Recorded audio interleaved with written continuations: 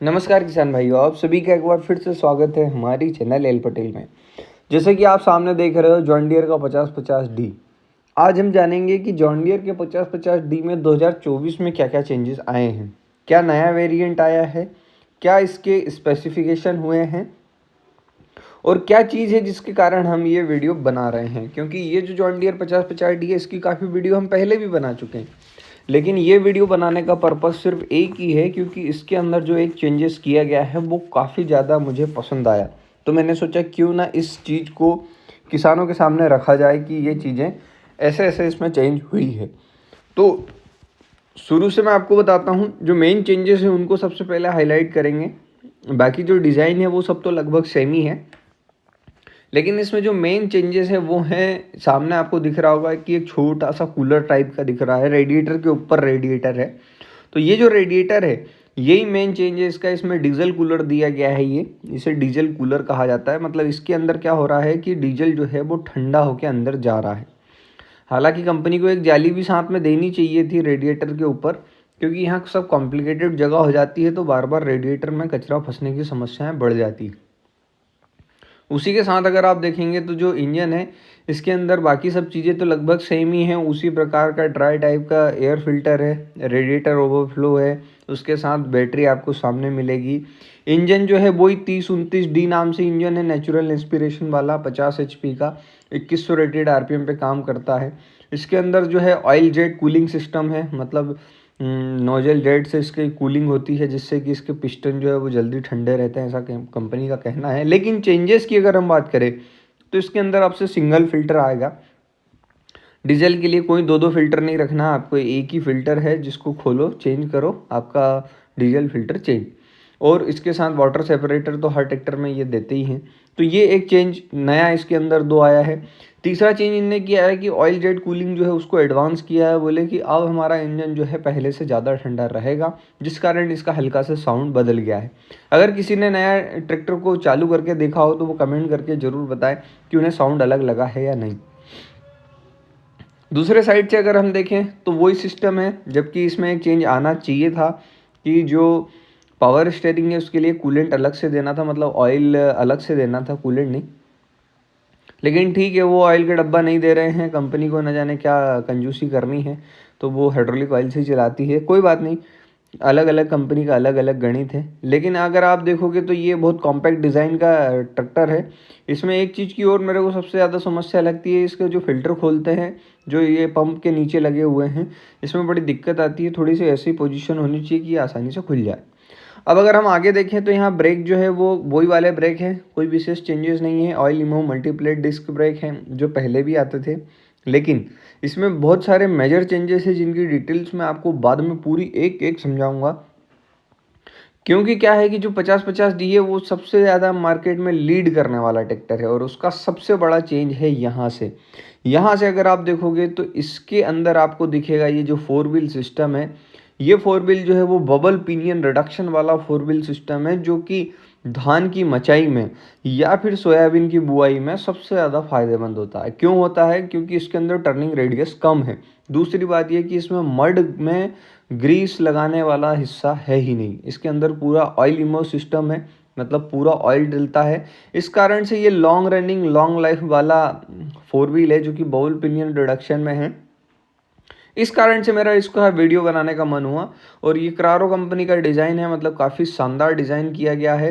और अगर हम इसको देखें तो ये जो है सामने से जो चेंजेस है वो सिर्फ एक स्टीयरिंग का दिख रहा है। हालांकि ये नया वाला स्टीयरिंग मैं अपने ट्रैक्टर में भी डलवाऊंगा, क्योंकि मेरे को काफ़ी पसंद आया ये वाला स्टीयरिंग। और उसके साथ कोई चेंजेस नहीं है, लेकिन जो 4 व्हील सिस्टम था, ये बबल पिनियन का जो रिडक्शन है, ये सबसे ज़्यादा फायदेमंद है उन किसानों के लिए जिन्हें ज़्यादा मड में काम करना है, या फिर ट्रैक्टर तो लेना है, एक ही ट्रैक्टर है, 2 व्हील भी लेना है, मतलब 4 व्हील भी लेना है और बाकी सब काम भी करना है, तो उनके लिए ये जो डिज़ाइन है सबसे बेस्ट है। और इसके अंदर अभी 8 फॉरवर्ड 4 रिवर्स वाला गियर बॉक्स को मैं दिखा रहा हूँ, लेकिन एक चेंजेस और बड़ा आया है। वो चेंज आया है कि आपको अब जो है एक नया गियर बॉक्स मिलेगा, जिसकी भी डिटेल मैं आपको पूरी एक एक से बताऊंगा। उससे पहले समझ लेते हैं कि इनका जो कॉलर सॉफ्ट गियर बॉक्स है ये है क्या।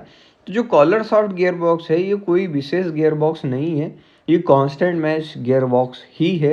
लेकिन क्या होता है कि कांस्टेंट मैश गियर बॉक्स के अंदर अगर आप देखोगे तो ऊपर एक कॉलर लगी हुई आती है, मतलब जब भी गियर बॉक्स खुलता है तो आप देखोगे कि वो कॉलर लगी होती है। इन्होंने क्या किया है कि उसका नाम कांस्टेंट मैश ना लिखते हुए कॉलर सॉफ्ट इसलिए लिखा क्योंकि इसमें जो कॉलर लगी होती है उसके ऊपर से इसका गियर पेडल लगा होता है जिससे कि गियर शिफ्टिंग होती है, इसलिए इन्हें कॉलर सॉफ्ट लिख रखा है। लेकिन इनने गियर बॉक्स में एक बहुत अच्छा इंप्रूवमेंट कर रखा है कि उसके अंदर क्या हो रहा है कि ऑयल मतलब जो आता है टॉप शाफ्ट से, जो बाद में ऑयल आता है मतलब जो पंप का ऑयल आता है वो गियर बॉक्स के ऊपर गिरता है, मतलब ऊपर से नली को छोड़ दिया गया है, जिससे क्या होता है कि पूरा जो आपके गियर है वो ऑयल में सतत डूबे रहते हैं, तो उनमें खर्चा कम आता है। वहीं अगर आप हाइड्रोलिक देखेंगे तो पुरानी हाइड्रोलिक और नई हाइड्रोलिक में कोई विशेष चेंजेस नहीं है, लेकिन कंपनी का कहना है कि हम जेडी रॉक सॉफ्ट कर दिए हैं, ये पहले मीटा हाइड्रोलिक आती थी। तो मेरा ये मानना है कि ये मीटा हाइड्रोलिक ही है। कंपनी ने क्या है कि हो सकता है कि ये वाली पूरी सिस्टम ही खरीद लिया हो मीटा कंपनी से और अपना नाम चला दिया हो, तो ऐसा हो सकता है, कोई भरोसा नहीं है क्योंकि आजकल सब चीज़ें ऐसी चल रही है। पीटीओ वही 42.6 HP की है, एपीसाइक्लिक रिडक्शन है, लेकिन इसमें जो सबसे बड़ा चेंजेस आना था जो इसके साइड पट्टियां हैं उसके अंदर चेंजेस आना चाहिए था। ये पट्टियां बहुत पतली दी हुई है, अगर आप शोरूम पे ट्रैक्टर लेने जा रहे हैं ना तो ये जो दूसरे ट्रैक्टर में ये जो पट्टी दी गई है ये वाली पट्टी इसमें डलवा के लाएं, भले ही आपको 1000-2000 का खर्चा लगे, इस चीज़ को ध्यान रखें क्योंकि ये पट्टियाँ दमदार नहीं है। मेरे यहाँ पर भी ये जराग मड लगता है, ख़राब हो जाती है।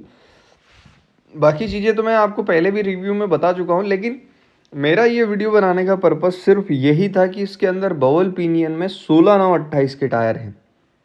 टायर का साइज़ देखो आप, ये है 16/9/28 का टायर और सामने वाला भी टायर बड़े साइज़ में है, मतलब 50-50D में अब बड़े टायर के साथ 4 व्हील वाला सिस्टम आ रहा है। मतलब जिन्हें बड़े टायर में 4 व्हील चाहिए था उन लोगों के लिए ये ऐसा है कि 2-in-1 कॉम्बिनेशन है, मतलब आपने ट्रैक्टर ऐसा ले लिया है जो 4 व्हील भी है और 2 व्हील का काम भी करता है।